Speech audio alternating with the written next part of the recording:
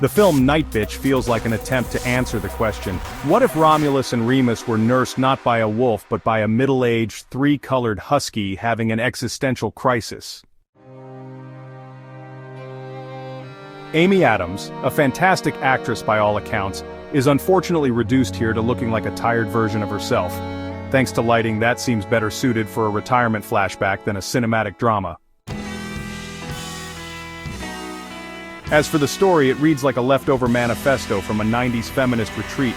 An artist, stuck at home for 2 years with her kid, loves him but yearns to be more than a mom. Her soul craves something greater, adoration, worship, anything to restore a sense of purpose. Fair enough. But then she decides to unleash her animal side and turns into a dog. And not just any dog, a husky. Why?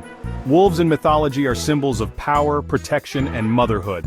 A husky? Well, it's loud, loyal, and occasionally goofy. Yet here she is, sprinting through her small-town streets at night, killing any living thing in her path, which is presented not as horrifying but as a quirky, empowering fact. And then comes the most bizarre moment of all. She kills her cat. But this is no ordinary cat, this is a clear archetype of another woman. Young, independent, sleek, the ideal mistress who could break her husband's heart and leave her picking up the emotional pieces. The husky does what many women do when faced with competition. She eliminates it. Because a world where cats and dogs peacefully coexist is apparently too harmonious for this movie. This isn't liberation, it's desperation, the ultimate display of fragile ego, taking out the rival instead of dealing with her own insecurities. And yet, the absurdity continues. In the film's so-called climax, our heroine begs her husband to bite her neck. Not out of anger, but as an act of passion.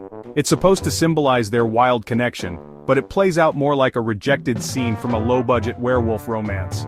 As for her love for her husband and son, it's there technically, but it feels as obligatory as ticking a box on a census form.